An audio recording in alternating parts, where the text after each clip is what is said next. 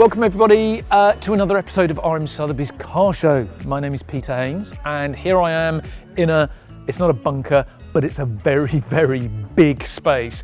Underground in Paris. We're very near the Louvre and we are subterranean, and this is where we are having our Paris sale, which is happening in a couple of days' time. It's preview tomorrow, auction the day after, and we just thought in this episode it would be really good to give you a bit of an insight as to how an auction house like RM Sotheby's puts on a sale, because it's quite a big operation.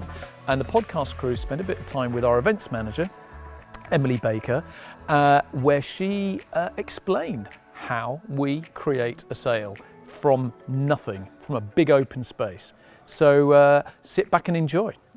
Welcome to Les Salles du Carrousel, where we are holding our 2023 auction. We are located next to the amazing Louvre Museum, and I'm very excited and happy to show you around.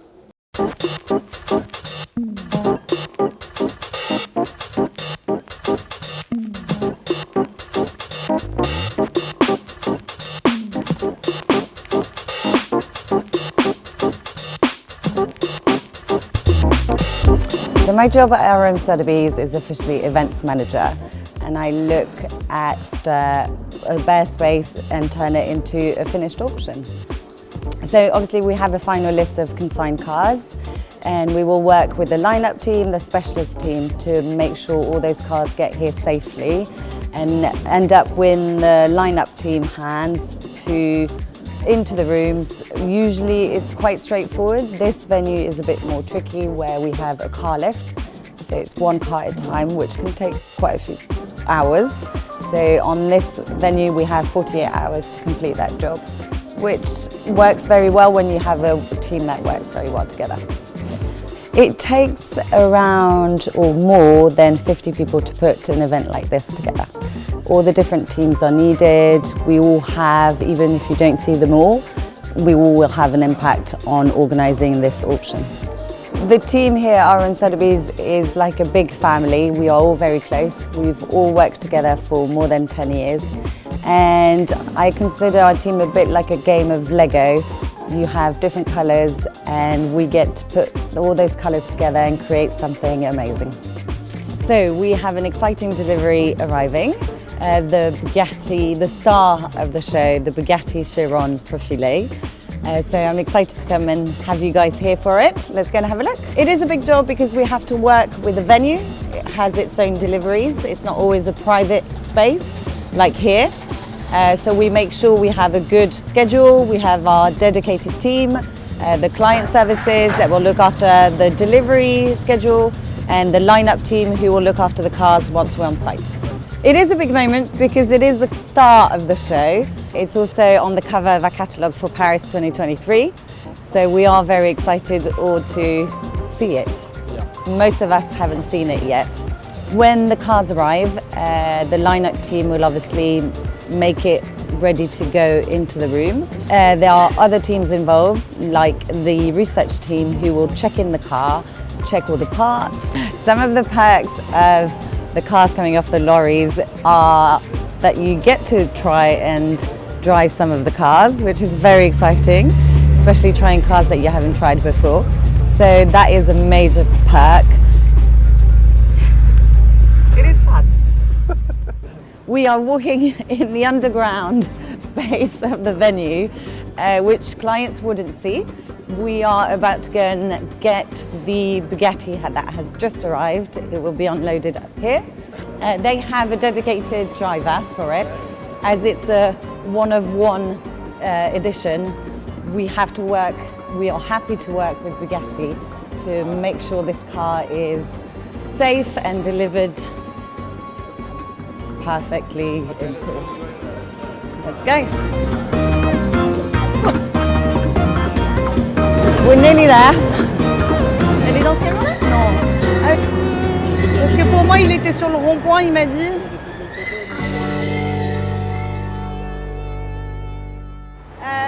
So we're just waiting for it. Hasn't been delivered yet. We're waiting for the truck. He's a bit lost in Paris, which can happen. We have to stay flexible in those kind of circumstances. This is why we tend to do 2-day setup. Yeah, hi. You spoke to me on the phone. Downstairs. So we need to go downstairs.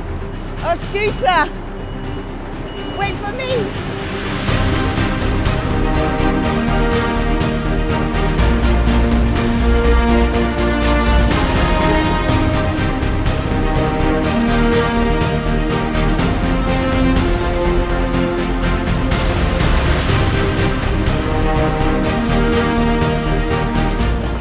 Just want to get it out. No, I'm joking. So I think we're all feeling quite excited. Quite a few people around this car or this truck right now don't realise what is inside it. I think we'll have a few surprises, but we are really, really excited. Let's have a look. There it is.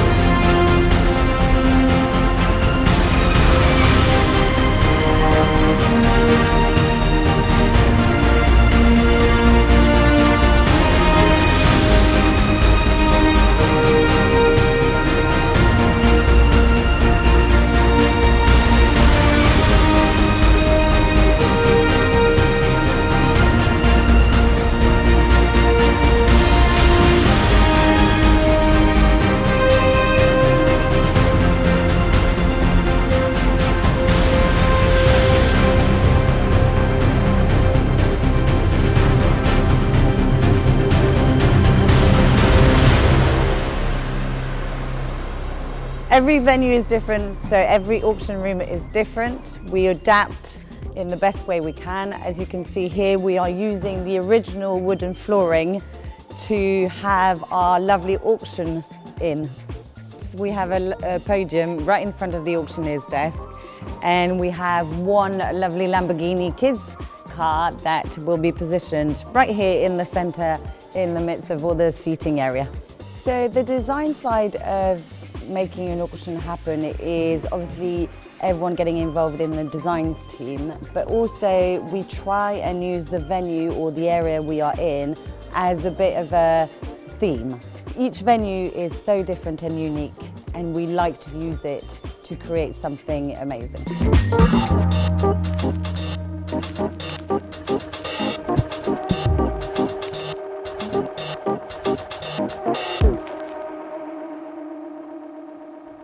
So that was all earlier today, and in fact also some of yesterday.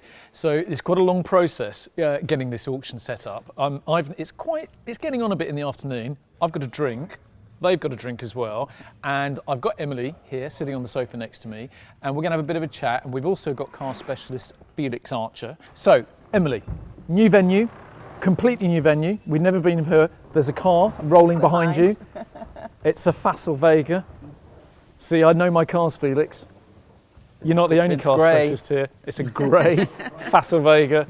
They're pushing it out of the room. It's a big job putting on a new auction, right? Go back to the same venue each year. It's slick, it's like clockwork. This is different. Let's just talk a little bit about what's involved. Now, what's your relationship with the car specialists, and why is your relationship with the car specialists important when organising and putting on one of these sales? So it's important for us to work with a specialist on this kind of setup because they bring in the cars. I don't obviously know everything about every car, but even to get them into the venue, it's important to know the type of car. For example, here we can't start the cars, so there might be issues with brakes. It's good to know the history of the car, all these kind of little things that you would get. Whether it starts, whether it stops. Brakes. And we can't get any of the cars down here without an elevator, can we? Exactly. And so that's got a challenge. A car lift, one at a time. So it does take time, and having that input and all the information, that might bring in information that could help us get the lineup team all in order to get them inside this venue properly. Yeah. And I mean, the other thing is that Felix and I have been talking quite a lot over the last few days about announcing a new collection of cars that are not going to be sold here. They're going to be sold somewhere else later in the year. But we've been planning a display for those cars. We only got a contract on said collection about 24 hours ago. So even that's quite interesting, because we kind of think, right, we're going to have a little display here to promote this collection that's coming up for sale. Maybe we will, maybe we won't, but you've got to get the cars here, you've got to get all the branding here. And of course, because it was Felix, very last minute, getting the contract in. But again, it's that side as well. It's good to be in touch with a specialist, because they do all the contracts. And so to be part of that process as well keeps, especially on this one, it was 2 weeks ago that we knew wanted some cars here. So in order to make that happen, it's following the contract, keeping contact with Felix to make sure that we can bring in the cars last minute, get some branding done, things like that. And that's important, to be all in touch with each other and keep communication going. So here's a question for you, Felix. You've consigned cars, they're coming to the Paris sale. Do you feel like you or your clients need to get those cars in a particularly prominent position? I mean, there's always an issue, isn't there? It's like there's always going to be a dark corner somewhere where a car is going to have to go, and no specialist is really going to want their consignment to go in the dark corner at the back of the room. So but I think the same argument applies to whether your car is first or last in the actual auction itself. yeah. But actually, in reality, I don't really think it makes much of a difference, because if the car is as described and priced, this whole thing is about pricing. And if it's an amazing concours quality or it's a barn find, as long as it's reflected in the estimate, then people will come. So actually, it doesn't really matter. Of course, it's great to be able to display a car in an ideal position in... It's just another car. Sorry, I didn't mean to interrupt you. Another car rolling past. Another Can you car tell me what that is? You're the car specialist. Silver. It's silver. And It's got 4 wheels. yeah, obviously there is an ideal part of the auction in terms of the room being busy and the atmosphere, and okay, sometimes things can happen which is based on the energy in the room, and that's great. But there's always going to be that dark corner, as you say. There's always going to, and The first lot, the yeah, last there's always lot. going to be, and Emily makes the whole venue look amazing, and therefore that dark corner is still a really pretty, beautiful place, and you want to make sure that the footfall goes all around, not just in the foyer, and that's really important, and that's again why so much of what Emily does is massively important to the auction. Thank you. You're welcome. Yeah, that's praise, isn't Yeah, it? that's nice. Oh. It's like, when you go to Waitrose, doesn't have to be Waitrose. Could be Sainsbury's, Felix. It could be. Could be Lidl. Oh, we're definitely Waitrose. I'm not inclined towards any particular supermarket, but everything's got its place, hasn't it? Everything is there for a reason. You just think people throw things on shelves and it It's just just happens, done. but actually, there's a lot of science behind it.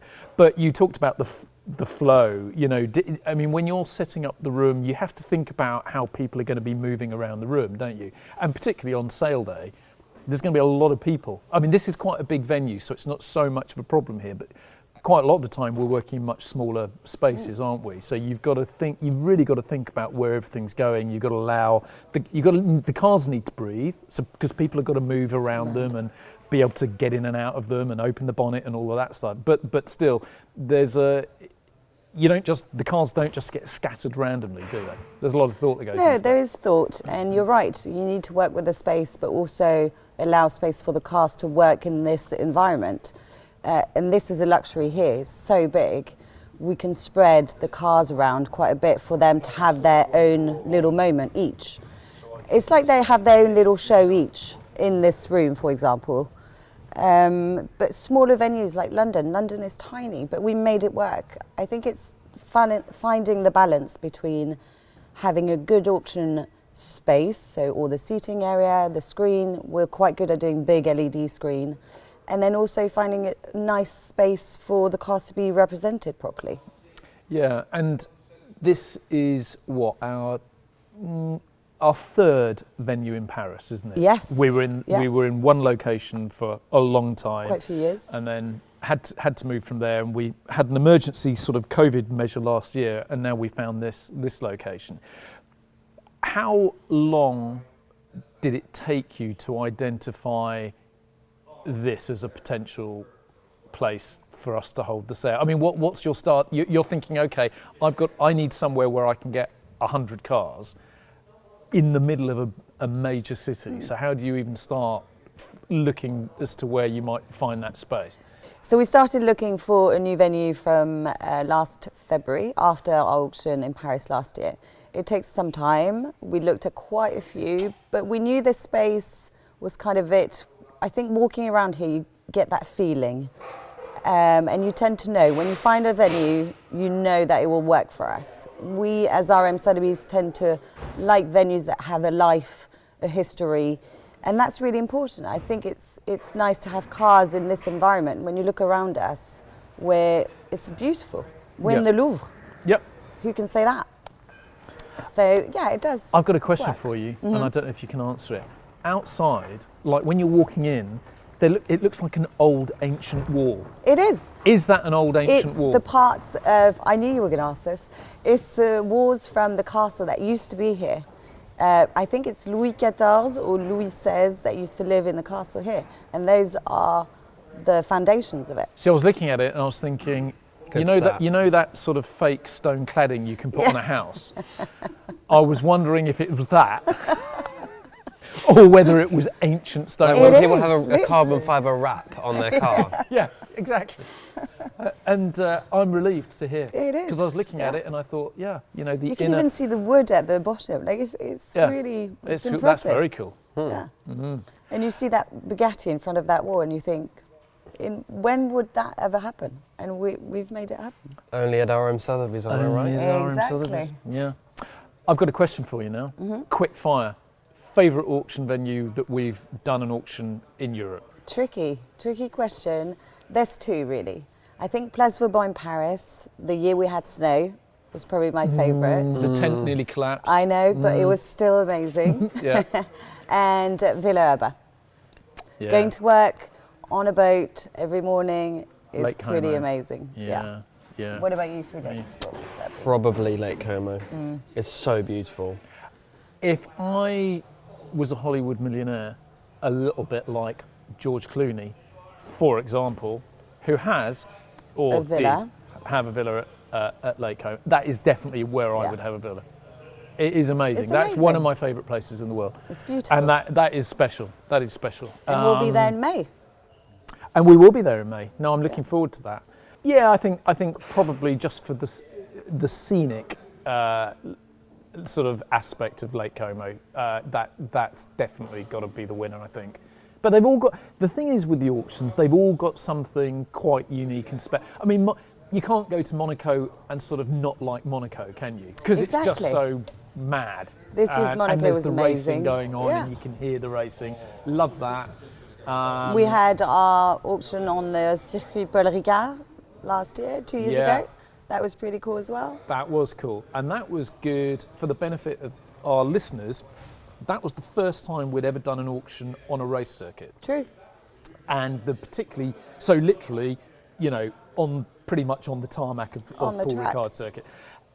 And the really special thing about that was not all of the cars, but some of the cars we were able to run them. Mm-hmm. So anyone considering buying it, they could see the car working, they could hear it.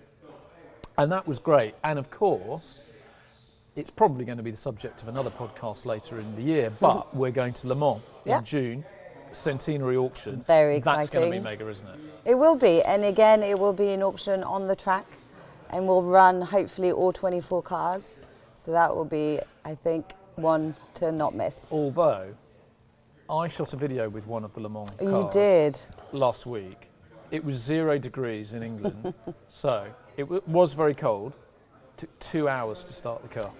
And this is one side of organising events where it's going to be a big challenge, but it's worth it. When you think about it, how cool is it to have 24 cars that we're going to auction off on a track, which many people don't have access to to be able to walk and sit on a track and watch these amazing cars. On the Le Mans track weekend. I mean, for the 100th-year anniversary. The 100-year anniversary. It will be incredible.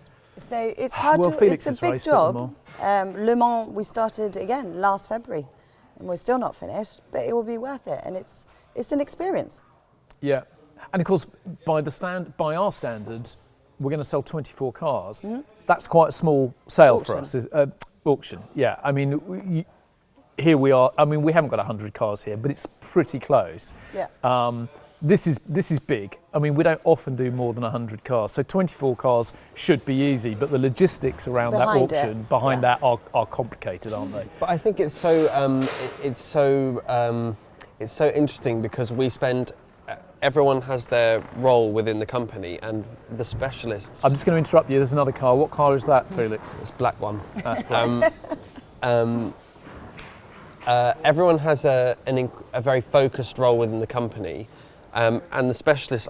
All we do is find the car, sell the car, and obviously there's a few things in between, helping them organise transport and various things. But you kind of, in a very strange way, forget that all of this other stuff is going on. So when you turn up at the venue and everything fits like a glove and everything works, you actually, it's only when you think about it and all the hours that everyone has put in doing what their job is, and While it you've all been in comes the together pub. for this. Sorry? While you've been in the pub. It's extraordinary because it all runs so smoothly, and all of the meetings and committee meetings and council, if you're in a big city, I assume it's similar here. You have to, the amount of... So is this praise for Emily? Is this what's happening here? It's happening. It should be praise for everyone in our I team. never thought that would... No, but it is amazing that you walk in and you're like, actually, this has been a huge amount of work, and it all just works. It's a team's effort. I was going to ask you a load of quick-fire questions. I only really asked you one. Worst auction venue? Ooh. I mean, Yeah, hang on. I don't know if you can say that. What's the most difficult venue? Whether that's logistics, access, whatever. Le Mans? Finding hotels.